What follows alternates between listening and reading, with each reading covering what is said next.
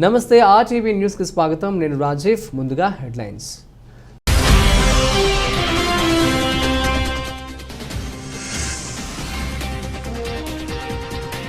ఇండియాలో స్వల్పంగా పెరిగిన కరోనా కేసులు.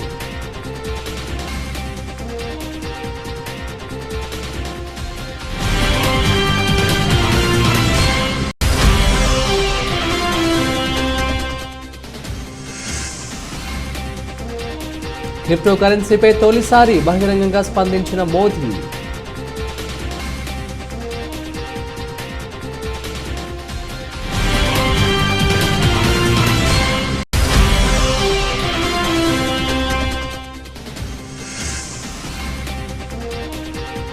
మహాధర్నాలో కేసీఆర్, యుద్ధం ప్రారంభమైందన్న సీఎం.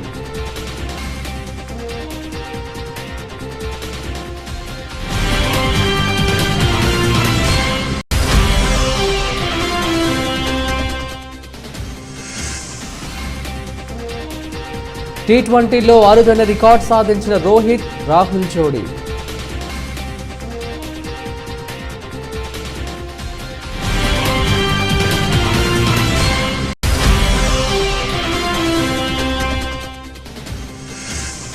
చదువుకి మధ్యలో ఫుల్ స్టాప్, అప్పుడు తీసుకున్న రిస్క్ మిలినియర్గా మార్చింది. యూకేలోని యోర్క్షైర్కు చెందిన స్టీవ్ పార్కీ.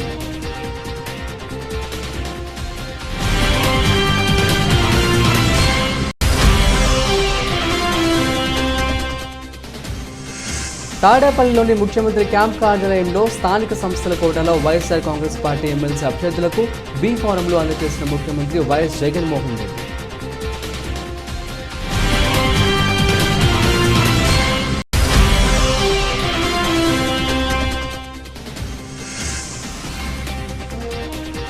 రేషన్ బియ్యాన్ని అక్రమంగా తరలిస్తున్న మినీ లారీ బోల్తా, ఘటనలో ఒకరు మృతి.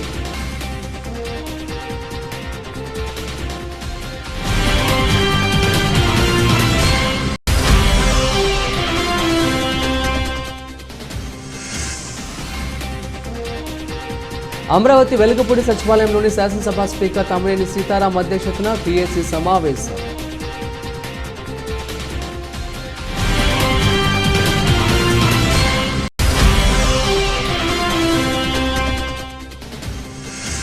అమరావతి వెలుగుపూడి సచివాలయంలోని ముఖ్యమంత్రి కార్యాలయం వద్ద సీఎం వైఎస్ జగన్ను మర్యాదపూర్వకంగా కలిసిన జలవనరుల శాఖ మంత్రి పి అనిల్ కుమార్ యాదవ్.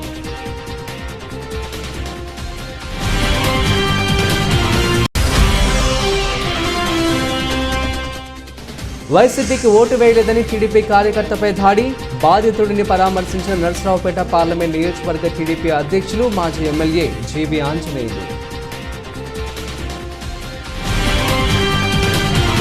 ఇండియాలో కరోనా కేసులు మళ్లీ స్వల్పంగా పెరిగాయి. గత 24 గంటల్లో 12,32,505 మందికి కోవిడ్ టెస్ట్ నిర్వహించగా 11,919 మందికి పాజిటివ్గా నిర్ధారణ అయింది. ఇదే సమయంలో 11,242 మంది మహమ్మారి నుంచి కోలుకున్నారు. రికవరీల కంటే కొత్తగా నమోదైన కేసులు ఎక్కువగా ఉండటం గమనార్హం. ఇదే సమయంలో దేశవ్యాప్తంగా కరోనా కారణంగా 470 మంది మృతి చెందారు. ఈ మరణాల్లో 61 కేరళలో సంభవించాయి. ఇప్పటి వరకు కరోనాతో దేశంలో మృతి చెందిన వారి సంఖ్య 4,64,623కి చేరుకుంది. మొత్తం 3.38 కోట్ల మంది కరోనా నుంచి కోలుకున్నారు. ప్రస్తుతం దేశంలో 1,28,762 యాక్టివ్ కేసులు ఉన్నాయి. కరోనా వ్యాక్సినేషన్ విషయానికి వస్తే నిన్న 73.4 లక్షల మంది టీకా వేయించుకున్నారు. ఇప్పటి వరకు దాదాపు 114 కోట్ల డోసుల వ్యాక్సిన్ వేశారు. క్రిప్టో కరెన్సీపై ప్రధాని మోదీ తొలిసారిగా బహిరంగంగా స్పందించారు. ఈ కరెన్సీ తప్పుడు వ్యక్తుల చేతులకు వెళ్లకుండా అన్ని దేశాలు కలిసికట్టుగా పనిచేయాల్సి ఉందని అన్నారు. అసాంఘిక శక్తుల చేతుల్లోకి క్రిప్టో కరెన్సీ వెళ్తే దాని ప్రభావం యువతపై తీవ్రంగా పడుతుందని చెప్పారు. ఆస్ట్రేలియాలో జరుగుతున్న ది సిడ్నీ డైలాగ్ సదస్సులో ఆయన వర్చువల్గా పాల్గొని ప్రసంగించారు. ఇప్పుడు మనం అత్యంత కీలక దశలో ఉన్నామని, మన చుట్టూ ఉన్నదాన్ని ఈ డిజిటల్ శాఖ మార్చేస్తుందని మోదీ అన్నారు. నేటి తరంలో టెక్నాలజీ, డేటా సరికొత్త ఆయుధాలుగా మారుతున్నాయని చెప్పారు. పారదర్శకతే ప్రజాస్వామ్యానికి అతిపెద్ద బలమని అన్నారు.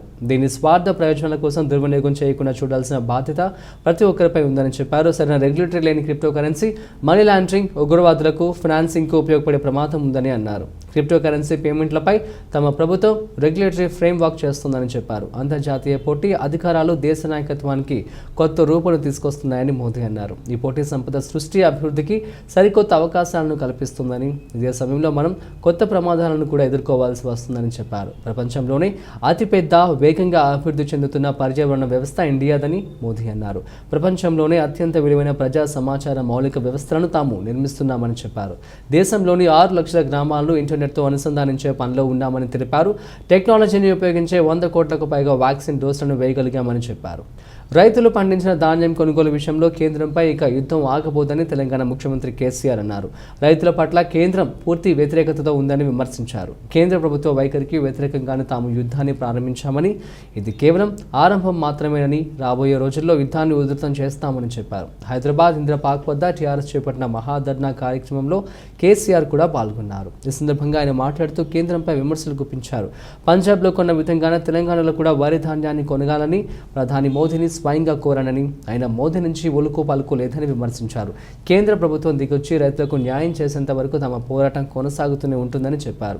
గ్రామాలలో సైతం ధర్నాలు చేయాలని రైతులకు టీఆర్ఎస్ శ్రేణులకు పిలుపునిచ్చారు. కేంద్రం మెడలు వంచి మన డిమాండ్లను సాధించుకుందామని చెప్పారు. న్యూజిలాండ్తో స్వదేశంలో జరుగుతున్న 3 టీ20ల సిరీస్లో భాగంగా జైపూర్ వేదికగా ఉత్కంఠ భరితంగా సాగిన తొలి టీ20 మ్యాచ్లో టీమిండియా విజయం సాధించింది. కాగా ఈ మ్యాచ్లో భారత్ ఓపెనింగ్ జోడీ రోహిత్ శర్మ, కేఎల్ రాహుల్ అరుదైన రికార్డు సాధించారు. టాస్ ఓడి ముందు బ్యాటింగ్ దిగిన న్యూజిలాండ్ భారత్కు 165 పరుగుల లక్ష్యాన్ని నిర్దేశించింది. 166 పరుగుల లక్ష్య ఛేదనతో బరిలోకి దిగిన టీమిండియాకు ఓపెనర్లు అదిరిపోయే శుభారంభం ఇచ్చారు. ఈ క్రమంలో 50 పరుగుల భాగస్వామ్యాన్ని నమోదు చేసిన ఈ ఓపెనింగ్ జోడీ సరికొత్త రికార్డును తమ ఖాతాలో వేసుకున్నారు. ఈ జోడీ టీ20 ఇంటర్నేషనల్లో భారత్ తరపున అత్యధిక అర్ధ సెంచరీల భాగస్వామ్యం నెలకొల్పిన జోడీగా నిలిచింది. వీరిద్దరికీ ఇది 12 అర్ధ సెంచరీల భాగస్వామ్యం. అంతకుముందు శిఖర్ ధావన్, రోహిత్ శర్మ కలిసి 11 అర్ధ సెంచరీల భాగస్వామ్యం నమోదు చేశారు. చదువు అంతగా అవ్వలేదు. దీంతో 16 ఏళ్లకే స్కూల్కి ఫుల్ స్టాప్ పెట్టేశాడు. బతకడానికి డ్రైవింగ్ వృత్తిని ఎంచుకున్నాడు. ఉద్యోగంతో జీతం వస్తుంది కానీ జీవితం కాదని తెలుసుకున్నాడు. ఉన్న అనుభవంతో వ్యాపారాన్ని ప్రారంభించి అంచెలంచెలుగా ఎదిగి మిలినియర్గా మారాడు. యూకేలోని యోర్క్షైర్కు చెందిన స్టీవ్ పార్కిన్. వివరాల్లోకి వెళితే స్టీవ్ పార్కిన్ తన చిన్నతనంలో చదవటం అంటే పెద్దగా నచ్చేది కాదు. దీంతో 1992లో చదువు మానేసి హెవీ గూడ్స్ వెహికల్ లైసెన్స్ పొంది బతకడం కోసం డ్రైవర్గా మారాడు. అలా అతను చేసిన ఉద్యోగాల్లో ఒకటి హడర్స్ఫీల్డ్ బోన్ మార్చే దుస్తుల కంపెనీకి డ్రైవింగ్ చేయడం. ఇక అప్పటి నుంచి దొరికిన పని చేస్తూ జీవితంలో ముందుకు కదిలాడు. అయితే ఉద్యోగం కన్నా వ్యాపారమే మిన్న అనే విషయం తెలుసుకున్నాడు. అయితే వ్యాపారం అంటే అంత సులువు కాదని తెలుసు, కానీ ఆ సమయంలో రిస్క్ తీసుకుని తన దగ్గర ఉన్న డబ్బులు, అతనికి ఉన్న అనుభవంతో వ్యాపారం మొదలుపెట్టాడు. అలా చిన్నగా మొదలైన అతని క్లిప్పర్ అనే ఆన్లైన్ లాజిస్టిక్ కంపెనీ గత ఏడాది మాత్రమే $45 మిలియన్ అంటే 450 కోట్ల రూపాయలు ఆర్జించే సంపన్నుడిగా మారాడు. బిజినెస్ ఇన్సైడర్ ప్రకారం యార్క్షైర్లోని అత్యంత ధనవంతుల జాబితాలో మ్యాన్ విత్ ఎ వ్యాన్గా ప్రారంభమైన పార్కిన్ 10వ స్థానంలో ఉన్నాడు. కరోనా మహమ్మారి ప్రపంచవ్యాప్తంగా చాలా వ్యాపారాలను ప్రభావితం చేసి తిరోగమనం వైపు తీసుకెళ్లిన సంగతి తెలిసిందే. కానీ ఇళ్లలో చిక్కుకుపోయిన ప్రజల కోసం కావాల్సిన వస్తువులను పంపించి తన కంపెనీ వాల్యూను ఒక్కసారిగా పెంచుకోగలిగాడు. ఈ సమ్మర్లోనే తన కంపెనీ టర్నోవర్ 39.1% పెరగడంతో పాటు కంపెనీ విలువ కూడా $700 మిలియన్ చేరింది. దీంతో ఇటీవలే మరో 2,000 మంది ఉద్యోగులను నియమించుకున్నాడు. ప్రస్తుతం స్టీవ్ కంపెనీలో 10,000 మంది పనిచేస్తున్నారు. తాడేపల్లిలోని ముఖ్యమంత్రి క్యాంప్ కార్యాలయంలో స్థానిక సంస్థల కోటాలో వైఎస్ఆర్ కాంగ్రెస్ పార్టీ ఎమ్మెల్సీ అభ్యర్థులుగా వర్ధు కళ్యాణి, కృష్ణా జిల్లా నందిగామ శాసనసభ్యులు డాక్టర్ జగన్మోహన్ రావు తనయుడు డాక్టర్ మొండితోక అరుణ్ కుమార్లకు బి ఫారంను అందజేశారు ముఖ్యమంత్రి వైఎస్ జగన్మోహన్ రెడ్డి.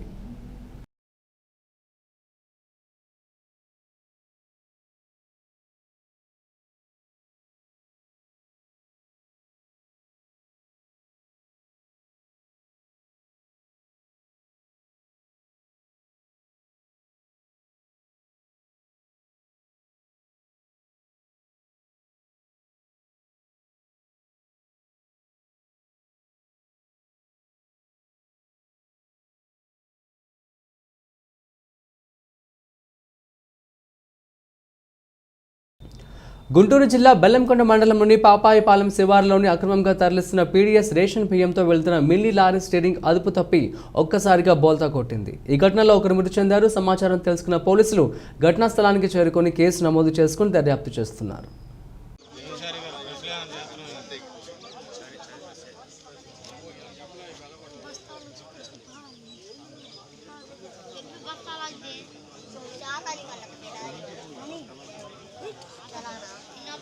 అమరావతి వెలగపూడి సచివాలయంలోని శాసనసభ స్పీకర్ తమ్మినేని సీతారాం అధ్యక్షతన బీఏసీ సమావేశం నిర్వహించారు. బీఏసీ సమావేశానికి హాజరైన సీఎం వైఎస్ జగన్ ఈ సమావేశంలో మంత్రులు Buggana Rajendra Prasad, Kurasala Kannababu, Anil Kumar, chief whip G Srikanth Reddy, assembly కార్యదర్శి పి బాలకృష్ణమాచార్యులు, తెలుగుదేశం పార్టీ రాష్ట్ర అధ్యక్షుడు అచ్చెన్నాయుడు పాల్గొన్నారు.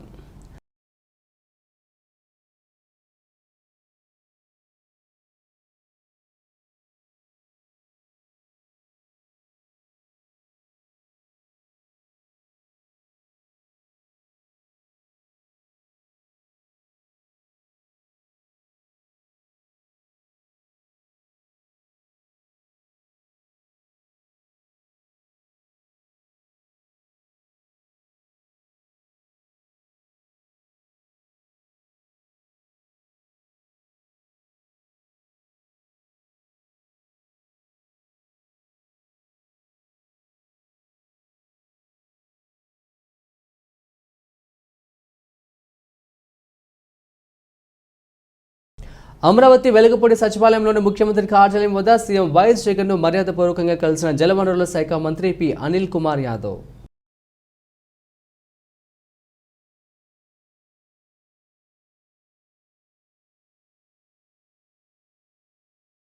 సీఎం క్యాంప్ కార్యాలయంలో ముఖ్యమంత్రి వైఎస్ జగన్ను కలిసిన rural electrification corporation CMD Sanjay Malhotra, power finance corporation CMD doctor RS Dhillon. ముఖ్యమంత్రితో సమావేశం అనంతరం rural electrification corporation CMD Sanjay Malhotra మీడియాతో మాట్లాడుతూ ఇవాళ చక్కటి సమావేశాలు జరిగాయి. గౌరవ ముఖ్యమంత్రితో పాటు రాష్ట్ర ప్రభుత్వ ప్రధాన కార్యదర్శి, ఇంధన శాఖ కార్యదర్శులతో సమావేశాలు నిర్వహించామని తెలిపారు. మేము చాలా రాష్ట్రాల్లో పర్యటిస్తున్నామన్నారు. ఆర్డీఎస్ఎస్ పేరిట కొత్త పథకాన్ని ప్రారంభించాం. ఈ పథకంపై చర్చించామన్నారు. లిక్విడిటీ ఇన్ఫ్యూజన్ పై కూడా మాట్లాడుకున్నామని తెలిపారు. విద్యుత్ రంగంపై చర్చించాం. ఏపీలో విద్యుత్ పంపిణీ సంస్థలు, డిస్కంలు మంచి సమర్థత చూపిస్తున్నాయి. ఆర్డీఎస్ఎస్పై కార్యాచరణ రూపొందించుకొని ఆ పథకం నుంచి ప్రయోజనం పొందాలన్నారు. ఈ సమావేశంలో ఇంధన శాఖ కార్యదర్శి నాగులపల్లి శ్రీకాంత్, సీఎంఓ అధికారులు పాల్గొన్నారు.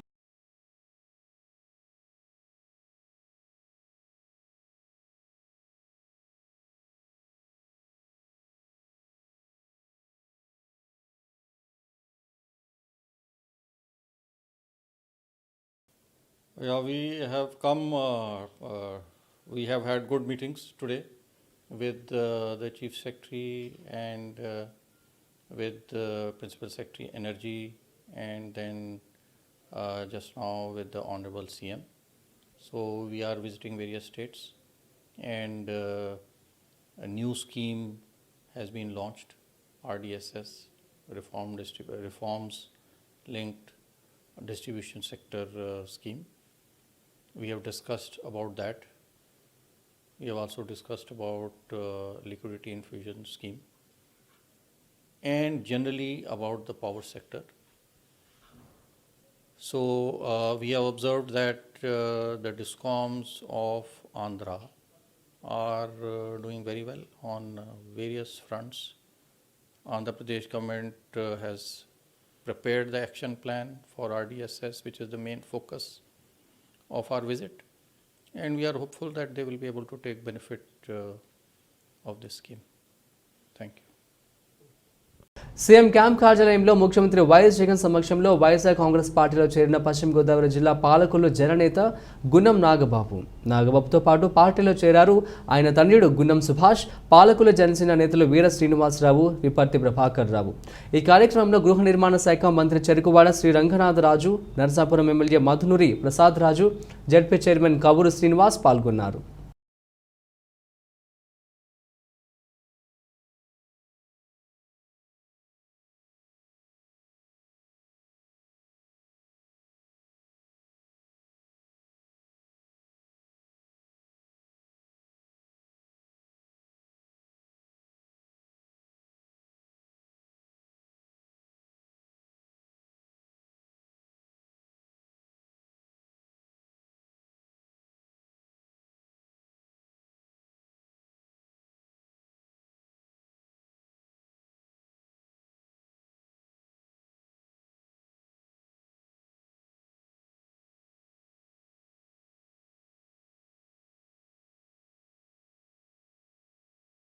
ఐకేపీ సెంటర్లను సందర్శించిన ఎంపీ కోమటిరెడ్డి వెంకటరెడ్డి సూర్యాపేట జిల్లా నూతనకాల్ మండలంలోని ఐకేపీ వడ్ల కొనుగోలు సెంటర్ను సందర్శించి రైతుల సమస్యలు తెలుసుకున్న కోమటిరెడ్డి చీఫ్ సెక్రటరీ జిల్లా కలెక్టరేట్తో రైతుల సమక్షంలో ఫోన్లో మాట్లాడారు.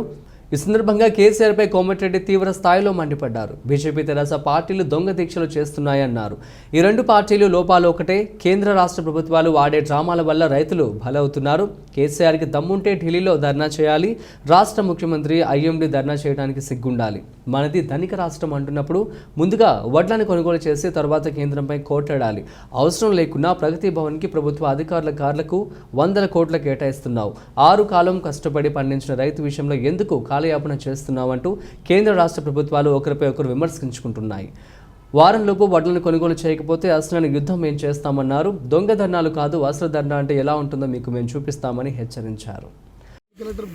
మీరు చెప్పండి, కలెక్టర్తో మాట్లాడతారు. ఆన్లైన్ వ్యవస్థ ఏంటని చెప్పాలి. ఆన్లైన్ లేదండి.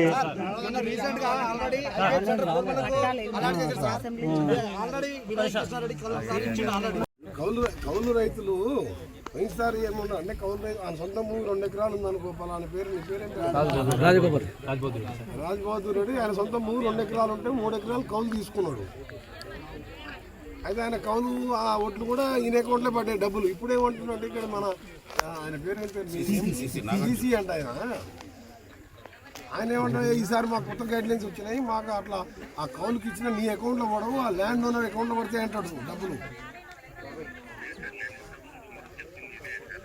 అదేమో సీలింగ్ ల్యాండ్, అది సీలింగ్ ల్యాండ్, అది కౌలు రైతుల ఇష్యూ.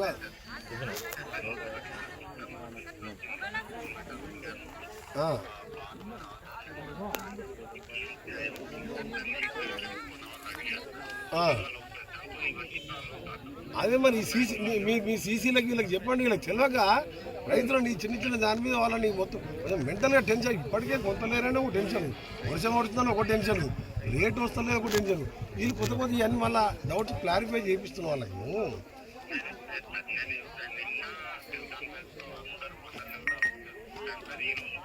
మరి నూతనంగా ముఖ్యమంత్రి నేను ఒకటే చెప్తున్నా, 6 కాలం కష్టించి ఇవాళ పంట తీసుకొచ్చి 20-30 రోజులు దసరా పోయింది, దీపావళి పోయింది, తిండి లేదు, తిప్పల లేదు. ఇది మంచి పద్ధతి కాదు. ముఖ్యమంత్రి గారు నువ్వు అనుకుంటున్నావు నీ కుటుంబం చల్లగా ఉన్నా కానీ అందరు బాగుంది అనుకుంటున్నావు. ఇంత కష్టపడించిన పంట ఒక భార్య, భర్త, కొడుకు, కోడలు అందరు కష్టపడితే ఎంత మిగులుతుంది ఒకసారి లెక్క. నువ్వు దీని మీద లక్షల కోట్లు పెట్టి ప్రాజెక్టు కట్టించి ఇవ్వాలా, 1 కోటి ఎకరాలు మాగా 1 కోటి ఎకరాలలో ఇవ్వాలా వరేస్తున్నారు, 1 కోటి ఎకరాల పంట మీద మాట్లాడుతున్నాం. ఒక్కసారి మన పంట పండించిన పంట కొనే బాధ్యత నీకు ఉందా లేదా? కేంద్రం కొనదు. ముఖ్యమంత్రిగా నీ దగ్గర ఏమంటావు, ధనిక రాష్ట్రం, పోలీసులకు ఏసీ కార్లు కొనిస్తా, కొత్త సెక్రటరియట్ అవసరం లేకుండా 2000 కోట్లు కడతా, 500 కోట్లు పెట్టి ప్రగతి భవన్ కట్టినా అన్నావు. ఈ ఓట్లు అయితే మొత్తం కొంత ఎంత అవుతుంది? 20,000 కోట్లు అవుతుంది. కొని గోడౌన్లో పెట్టుకో. తర్వాత మిల్లర్స్తో మాట్లాడి బియ్యాన్ని దాని మళ్ళీ బియ్యం పట్టించి ఆ బియ్యాన్ని బయట ఎక్స్పోర్ట్ చేయవచ్చు. లేకపోతే పేద హాస్టళ్ళకు కానీ పేదవాళ్లకు 6 కిలోలు ఇచ్చేది 10 కిలోలు ఇవ్వచ్చు. నువ్వు రైతును ఆదుకునే విధానాన్ని గురించి ఆలోచించాలి. రేపు నువ్వు ధర్నా పెట్టుడు కూడా అది తప్పు పద్ధతి. నువ్వు పార్లమెంట్లో కొట్లాడు, నువ్వు ఢిల్లీకి వచ్చి ధర్నా చేయి. నువ్వు హైదరాబాద్లో కూర్చొని ధర్నా చేస్తే కూడా నవ్వుతాడు పట్టుకుని ముఖ్యమంత్రి ఉండి. రాష్ట్రాన్ని వెళ్ళే ముఖ్యమంత్రి రాష్ట్ర హెడ్ క్వార్టర్లో ధర్నా చేయాలి. ఎక్కడ చూసావు మనం? నువ్వు ఢిల్లీకి రా, దమ్ముంటే జంతర్ మంతర్ దగ్గర, ఇండియా గేట్ దగ్గర ధర్నా చేయి. ఆయనకు భయం ఏంటంటే అక్కడ ధర్నా చేసి అరెస్ట్ చేస్తారు సిబిఐలో, ఆయన భయం. కూడా రాష్ట్రం వెళ్ళాడు సెంటర్లో మరి తిరగాలి. ఎమ్మెల్యేలు శ్మశాన వాటికలు, రైతు కేంద్రాలన్నీ ఓపెన్ చేసిపోయా ఎమ్మెల్యేలు ఆడబడతాడు. 5-6 నెలలు వరి వేయద్దంటారు కదా సార్, వాళ్ళు కూడా 5-6 నెలలు ఒకటే చెప్తారు ముఖ్యమంత్రి గారు, ఒకటే చెప్తే ముఖ్యమంత్రి గారు చెప్తారు. ముఖ్యమంత్రి గారు ఒకటే చెప్తుంది, రాష్ట్రంలో వెనకటి శాస్త్రం చెప్పిన ఏడ్చేయద్దు, ఏడ్చే రైతుంటే రాష్ట్రం బాగుండదు. నువ్వు ఇవాళ ఎన్నో చెప్తున్నావు కథలు. నేను కూడా ఒక రైతు బిడ్డని, తెలంగాణ వస్తే బాగుపడతామని చెప్పి తెలంగాణ కోసం పోరాటం చేసిన ఉద్యమకారులం. నువ్వు ఒక్కరే చెప్తున్నావు మేము కూడా ఉద్యమకారులం, మేము చూసుకుంటూ కూర్చుంటామని చెప్పి. ఆయన ఏదో మాట్లాడని చెప్పి ఆయన రాళ్ళతో కొడుతూ నువ్వు రాళ్ళతో కొట్టు. మేము కూడా ఉద్యమకారులమే, మాకు ఎప్పుడు కొట్టాలో తెలుసు. ప్రజలే బుద్ధి చెప్పే రోజులు వచ్చినాయి. మీరు 2 పార్టీలకు కూడా సరి అయిన సమయంలో బుద్ధి చెప్తారు. మీరు ఇది మంచి పద్ధతి ఏమాత్రం కాదు. ఒక రైతుగా నువ్వు తెలంగాణ కోసం దొంగ ఉద్యమం చేస్తే నీ తెలంగాణ కోసం మంచి పదవి వదిలిపెట్టుకున్నావు. ఇవాళ తెలంగాణ రైతులు సెంటర్లలో చూస్తుంటే నిజంగా ఒక ప్రజాప్రతినిధిగా పార్లమెంట్ సభ్యునిగా మీకు అధికార పార్టీ వాళ్ళకి ఎట్లా సిగ్గు వస్తుందో అర్థమైంది. కానీ మేమైతే ఒక ఎంపీగా సిగ్గుపడుతున్నా. 1400, 1300 వస్తే ఏం గిట్టుబాటు ధర అవుతుంది? ఒక్కసారి ఆలోచించినా మీరు? అందుకని ముఖ్యమంత్రి మళ్ళా విజ్ఞప్తి చేస్తున్నాం, మీరిద్దరూ దోబూచులు ఆడుకుంటూ నాటకాలు ఆడు ఊరు మీద తప్పించుకుంటున్నారు. మేము కూడా వారం రోజుల తర్వాత చూస్తాం. మేము ఎప్పుడు చెప్పడానికి తెలుసు, కానీ ఏదో రోడ్ల మీదకి వచ్చి హైవే మీదకి వచ్చి ప్రజలను ఇబ్బంది పెట్టి రాస్తా రోకోలు ఉద్యమాలు చేయాలని చెప్పి ప్రజలను ఇబ్బంది పెట్టదలుచుకోలేదు. కానీ మాకు కూడా ఓపిక నశించింది. ఇవాళ మీరిద్దరు అధికారంలో ఉన్నా రేపు మన ఇద్దరు కలిసిపోతారు. రాష్ట్రపతి ఉపరాష్ట్రపతి ఎన్నికల్లో ఆయనకే మద్దతు ఇచ్చినాను. నేను పార్లమెంట్ 2.5 ఏళ్ళకెళ్ళి చూస్తున్నాను. ప్రతి విషయం ఆయన చెప్పిందే మాట్లాడతారు. ఆయన జిఎస్టీ పెట్టినప్పుడు ఆయనకే చెప్పాం. ఒక్కసారి కూడా వ్యాట్ మీద కానీ దేని మీద కానీ ఒక్కసారి కూడా వాకౌట్ చేయలే. మీ పార్లమెంట్ సభ్యునిగా ప్రతిసారి మేము కొట్లాడతాం. మీదంతా దొంగ నాటకం అర్థమైపోయింది. ఇప్పటికైనా దయచేసి చెప్తున్నాను, ఎప్పుడైతే ధనిక రాష్ట్రం అంటుందా, నువ్వు డబ్బులు పెట్టి కొను, తర్వాత బీజేపీతో కొట్లాడుకో ఢిల్లీలో. నువ్వు అప్పటిదాకా నువ్వు వచ్చి హైదరాబాద్ చేస్తాను సిగ్గుందా నీకేమన్నా? కూడా అధికార పార్టీ సిగ్గు చేయమంది సార్ ధైర్యం. ఏ ఒక ప్రజలను మభ్య పెట్టాలని చూస్తున్నాం. మేము మాత్రం బాధతో ఉన్నాం. పార్టీలకు అతీతంగా టీఆర్ఎస్ కాంగ్రెస్ మాకు పార్టీలు ముఖ్యం కాదు, రైతులు ముఖ్యం. తెలంగాణ ఇచ్చిన పార్టీగా మా రైతులు బాగుండాలి, మా పిల్లల ఉద్యోగాలు రావాలి, మా నీళ్లు రావాలని మేము తెలంగాణ ఇచ్చినాం కాంగ్రెస్ పార్టీ. తప్పకుండా మేము కూడా ఉద్యమాలు మొదలు పెడతాం. మా ఉద్యమం దెబ్బ వేరే ఉంటుంది. మీలాగా తిట్టుకుంటూ కర్రలతో రాళ్ళతో ఏం. రేపు సరి అయిన సమయంలో బుద్ధి చెప్తాం నీకు. తప్పకుండా కూడా చెప్తున్నాం, ఇక్కడున్న సమస్యల్ని రేపు కూడా చీఫ్ సెక్రటరీ గారితో కలుస్తాం. మళ్ళీ రేపు ఎల్లుండి తిరుమలగిరి, ఈ తుంగతుర్తి, పోయినసారి ఎన్ని ఐకేపీ సెంటర్లు ఉన్నాయో అన్ని ఐకేపీ సెంటర్ తెరవాలనే మా డిమాండ్. వాళ్ళు ఏం చేస్తున్నారంటే, నాకు తెలిసిన ఆఫీసర్లు కొందరు చెప్పాను 30% ధాన్యం తీసుకుంటారంటే ఈసారి. మీరేందంటే ముఖ్యమంత్రి గారు ప్రతిసారి యాసంగి గురించి మాట్లాడండి అంటున్నాను. ఈసారి మొత్తం కొనదలుచుకుంటే ఇప్పటికి ఈసారి 40-50% మార్కెట్లకు వచ్చిన కళాలకు ఎందుకు కొంతలేవు? ఎయిడెడ్ విద్యా సంస్థలను కొనసాగించాలని డిమాండ్ చేస్తూ టీఎన్ఎస్ఎఫ్ పిలుపునిచ్చిన అసెంబ్లీ ముట్టడికి పూర్తి మద్దతు తెలియజేసిన తెలుగు యువత టీఎన్ఎస్ఎఫ్ రాష్ట్ర అధ్యక్షులు ప్రణవ్ గోపాల్తో పాటు గుంటూరు పార్లమెంట్ తెలుగు యువత అధ్యక్షులు రావిపాటి సాయికృష్ణతో పాటు భారీగా తెలుగు విద్యార్థి తెలుగు యువత నాయకులు సీడ్ యాక్సిస్ రోడ్లో అక్రమంగా అరెస్ట్ చేసి తుళ్లూరు పోలీస్ స్టేషన్కు తరలించినట్లుగా గుంటూరు పార్లమెంట్ తెలుగు యువత అధ్యక్షులు రావిపాటి సాయికృష్ణ పేర్కొన్నారు. ఎందుకంటే ఈరోజు ఇది రాష్ట్రంలో ఉన్న ప్రతి విద్యార్థికి జరుగుతున్న అన్యాయం. చాలా అన్యాయం. ఇంత అన్యాయం ఇక్కడ ఉండదండి. ఈ జగన్మోహన్ రెడ్డి గారు అధికారంలోకి వచ్చిన తర్వాత విద్యార్థులు న్యాయం చేస్తా, విద్యా దీవెన అమ్మఒడి అంటూ ఇన్ని పలుకులు ఉద్యోగాలు ఇప్పిస్తా అని చెప్పి చివరికి ఉద్యోగాలు మోసం, యువతను మోసం చేశాడు. ఇవాళ విద్యార్థులు మోసం చేస్తున్నాడు. ఏంటి సార్ ఇది? దయచేసి మమ్మల్ని పంపించండి సార్, ఇక ముందుకు పంపించండి సార్. ఏంటండి ఇంత అన్యాయం ఏముందండి? ఇప్పుడు ఈరోజు టీఎన్ఎస్ వాళ్ళు రాష్ట్ర భవిష్యత్తు కోసం పోరాటానికి పిలుపునిచ్చారు. తెలుగు యువత మద్దతు ఇవ్వడం జరుగుతూ ఉంది. దయచేసి మమ్మల్ని పంపించండి సార్. ఈరోజు అసెంబ్లీ కార్యక్రమం ఉంది. ఎవరైతే ఆ 3 ఉద్యోగాలు ఇచ్చాడు ముఖ్యమంత్రి వారు నిలదీయడానికి వెళ్తాం. మేము శాంతియుతంగా వెళ్తాం తప్పి మేము దాడి చేయడానికి వెళ్ళట్లేదు. దయచేసి అర్థం చేసుకోండి. ఎందుకంటే ఈరోజు ఇది రాష్ట్రంలో ఉన్న ప్రతి విద్యార్థికి జరుగుతున్న అన్యాయం. చాలా అన్యాయం. ఇంత అన్యాయం ఇక్కడ ఉండదండి. ఈ జగన్మోహన్ రెడ్డి గారు అధికారంలోకి వచ్చిన తర్వాత విద్యార్థులు న్యాయం చేస్తా, విద్యా దీవెన అమ్మఒడి అంటూ ఇన్ని పలుకులు ఉద్యోగాలు ఇప్పిస్తా అని చెప్పి చివరికి ఉద్యోగాలు మోసం, యువతను మోసం చేశాడు. ఇవాళ విద్యార్థులు మోసం చేస్తున్నాడు. ఏంటి సార్ ఇది? దయచేసి మమ్మల్ని పంపించండి సార్, ఇక ముందుకు పంపించండి సార్. ఏంటండి ఇంత అన్యాయం ఏముందండి? ఇప్పుడు ఈరోజు టీఎన్ఎస్ వాళ్ళు రాష్ట్ర భవిష్యత్తు కోసం పోరాటానికి పిలుపునిచ్చారు. తెలుగు యువత మద్దతు ఇవ్వడం జరుగుతూ ఉంది. దయచేసి మమ్మల్ని పంపించండి సార్. ఈరోజు అసెంబ్లీ కార్యక్రమం ఉంది. ఎవరైతే ఆ 3 ఉద్యోగాలు ఇచ్చాడు ముఖ్యమంత్రి వారు నిలదీయడానికి వెళ్తాం. మేము శాంతియుతంగా వెళ్తాం తప్పి మేము దాడి చేయడానికి వెళ్ళట్లేదు. దయచేసి అర్థం చేసుకోండి.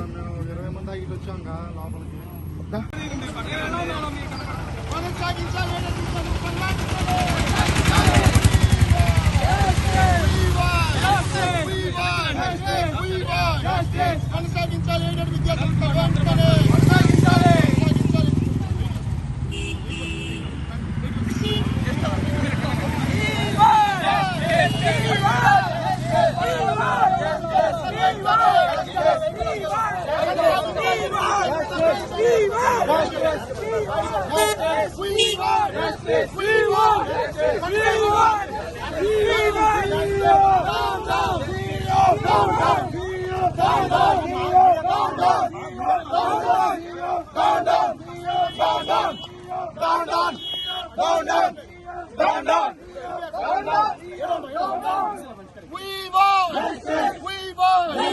కొనసాగించాలి ఎయిడెడ్ విద్యా సంస్థలు వెంటనే కొనసాగించాలి ఎయిడెడ్ విద్యా సంస్థలు వెంటనే కొనసాగించాలి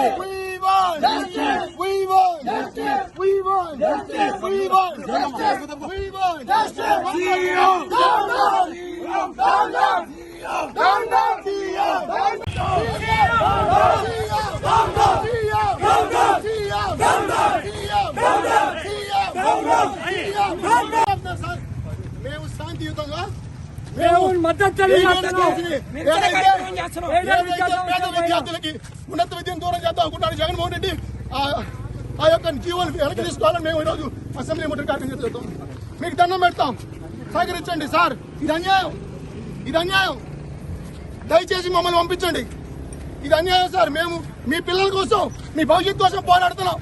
ఈరోజు టీఎన్ఎస్ఎఫ్ ఆధ్వర్యంలో అసెంబ్లీ ముట్టడి పిలుపునిచ్చారు కాబట్టి వారిని మేము వెంటనే అసెంబ్లీ ముట్టడి కార్యక్రమానికి వెళ్ళాలా. తెలుగు యువత మద్దతు ఇస్తుంది కాబట్టి దయచేసి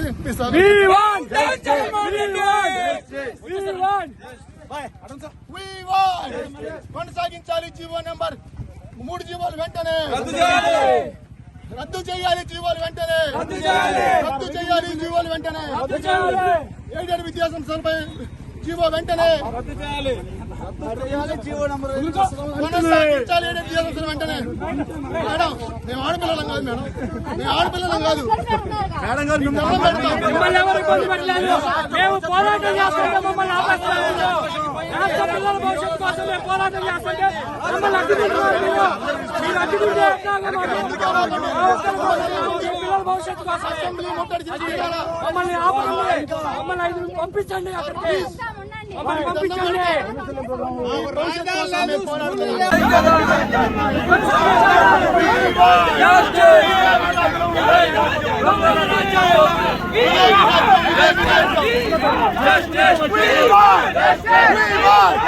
రాజీనామా చేయాలి ముఖ్యమంత్రి వెంటనే. రాజీనామా చేయాలి ముఖ్యమంత్రి వెంటనే. రాజీనామా చేయాలి ముఖ్యమంత్రి వెంటనే.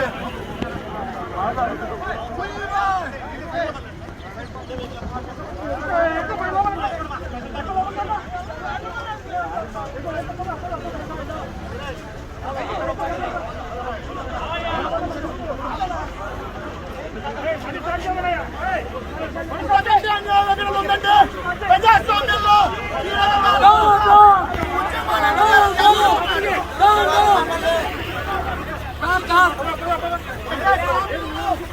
Jaganmohan Reddy Roshan prince Roshan prince Roshan prince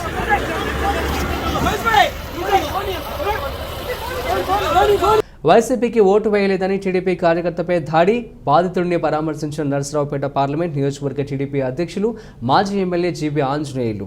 Guntur జిల్లా వినుకొండ నియోజకవర్గంలోని ప్రజాదరణ కోల్పోయిన వినుకొండ ఎమ్మెల్యే బొల్ల బ్రహ్మనాయుడు ఓటమి భయంతో నియోజకవర్గంలో పోలీసులను అడ్డం పెట్టుకుని అరాచకాలను సృష్టిస్తున్నాడని మాజీ శాసనసభ్యులు జీవి ఆరోపించారు. సావల్జాపురం జెడ్పీటీసీ ఎన్నికల్లో వైసీపీకి ఓటు వేయలేదని పోట్లూరు గ్రామంలో లింగా జగన్నాథంపై, మతుకుమల్లిలో టీడీపీ కార్యకర్త చింతా గంగయ్యపై దాడికి పాల్పడినారని, టీడీపీ నాయకులపై దాడికి పాల్పడిన వారిపై చర్యలు తీసుకోవాలని జీవి డిమాండ్ చేశారు. ఆయనవోలు ఎస్ఐపై ఎన్నికల సంఘానికి ఫిర్యాదు చేస్తామని జీవి ఆంజనేయులు మీడియాకు వివరించారు. సావల్యాపురం మండల జెడ్పీటీసీ అభ్యర్థి పారా హైమావతి పోలింగ్ సరళిని పరిశీలించుకోవడానికి వేల్పూర్లో పోలింగ్ కేంద్రాల వద్దకు వెళ్తుండగా మహిళా కానిస్టేబుల్ సహాయంతో హైమావతిని వెళ్లకుండా ఆయనవోలు ఎస్ఐ అనిల్ అడ్డుకున్నారని, ఈ సంఘటనపై ఎన్నికల సంఘానికి ఫిర్యాదు చేస్తామని జీవి ఆంజనేయులు అన్నారు. ప్రజాదరణ కోల్పోయినటువంటి ఎమ్మెల్యే బొల్లా బ్రహ్మనాయుడు ఈరోజు గొడవలు ప్రోత్సహిస్తా ఉన్నాడు. నియోజకవర్గంలో అరాచకాలు సృష్టిస్తా ఉన్నాడు. ఓటమి భయంతో తెలుగుదేశం పార్టీ నాయకుల్ని అక్రమంగా నిర్బంధంలోకి తీసుకున్నారు. నిన్న పోలీసులను అడ్డం పెట్టుకుని అనేక దుర్మార్గాలకు పాల్పడ్డారు. రాత్రి ఎన్నికలు అయిన తర్వాత పోట్లూరు గ్రామంలో వైసీపీకి ఓటేయలేదని చెప్పేసి హనుమంతరావు గారిని, ఆయన కొడుకు లింగా జగన్నాథాన్ని కిరాతకంగా రాడ్లు పెట్టి తల మీద బాధారు. దాడులకు పాల్పడ్డారు. దాడులకు పాల్పడితే సహించే ప్రసక్తే లేదు.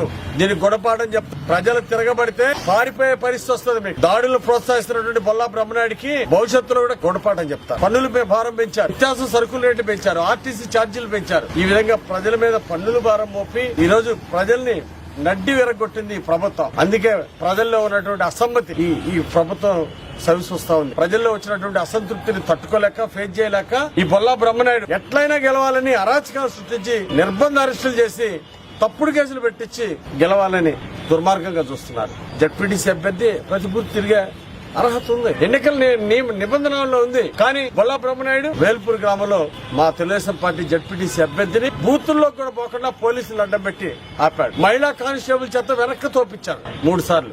ఎంత దుర్మార్గం అండి! అంటే అభ్యర్థి ఒక మహిళ కనీసం ఇంగిత జ్ఞానం కూడా లేకుండా దుర్మార్గంగా వ్యవహరిస్తారా?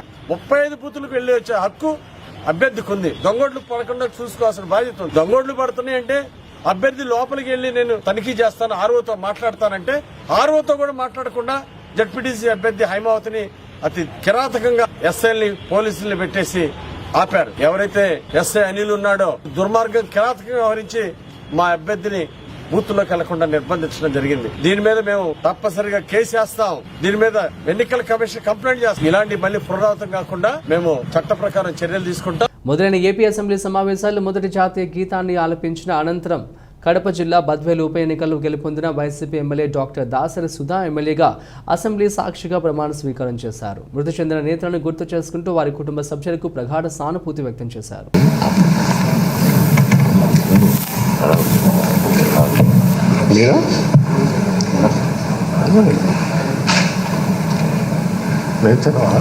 నేనేనా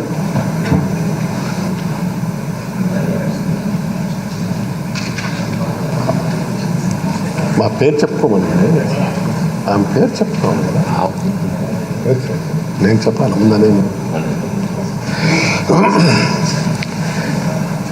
నేను దాసరి సుధా అనే నేను శాసనసభ సభ్యురాలిగా ఎన్నికైనందున శాసనం ద్వారా నిర్మితమైన భారత రాజ్యాంగం పట్ల నిజమైన విశ్వాసం, విధేయత చూపుతానని, భారతదేశ సార్వభౌమాధికారాన్ని, సమగ్రతను కాపాడుతానని, నేను స్వీకరించబోయే కర్తవ్యాన్ని శ్రద్ధాసూక్తులతో నిర్వహిస్తానని దైవసాక్షిగా ప్రమాణం చేస్తున్నాను.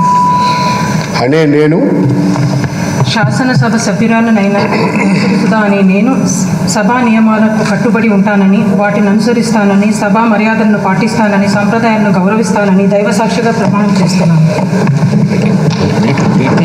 కంగ్రాచులేషన్స్.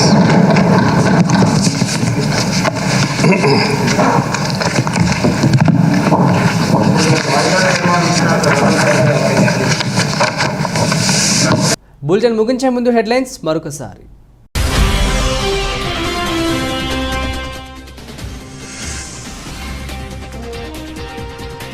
ఇండియాలో స్వల్పంగా పెరిగిన కరోనా కేసులు.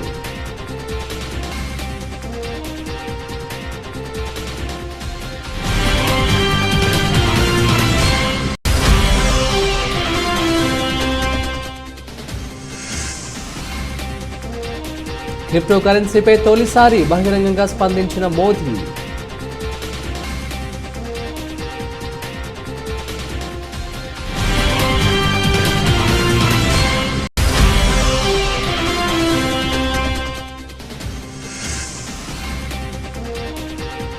మహాధర్నాలో కేసీఆర్, యుద్ధం ప్రారంభమైందన్న సీఎం.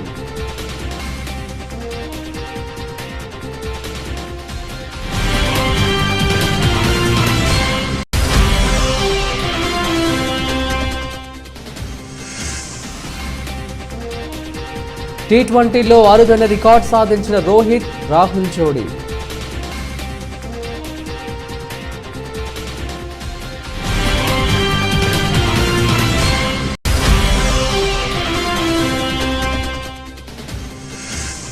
చదువుకి మధ్యలో ఫుల్ స్టాప్, అప్పుడు తీసుకున్న రిస్క్ మిలినియర్గా మార్చింది. యూకేలోని యోర్క్ షైర్కు చెందిన స్టీవ్ పార్కి.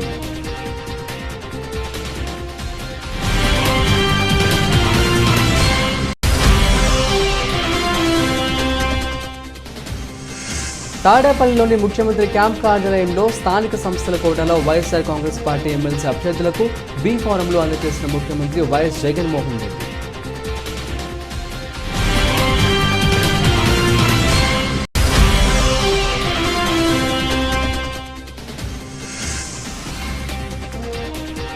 రేషన్ బియ్యాన్ని అక్రమంగా తరలిస్తున్న మినీ లారీ బోల్తా, ఘటనలో ఒకరు మృతి.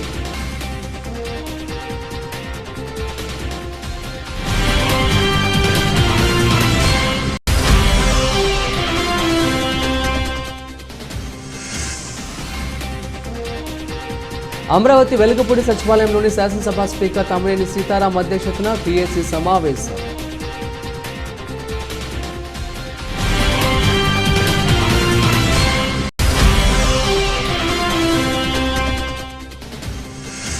అమరావతి వెలుగుపూడి సచివాలయంలోని ముఖ్యమంత్రి కార్యాలయం వద్ద సీఎం వైఎస్ జగన్ను మర్యాదపూర్వకంగా కలిసిన జలవనరుల శాఖ మంత్రి పి అనిల్ కుమార్ యాదవ్.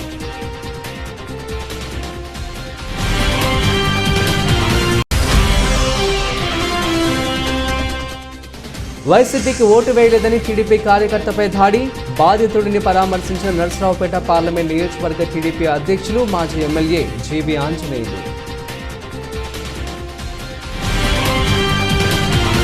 ఇవి బులెటిన్ అప్డేట్స్. మరో బులెటిన్లో మళ్ళీ కలుద్దాం.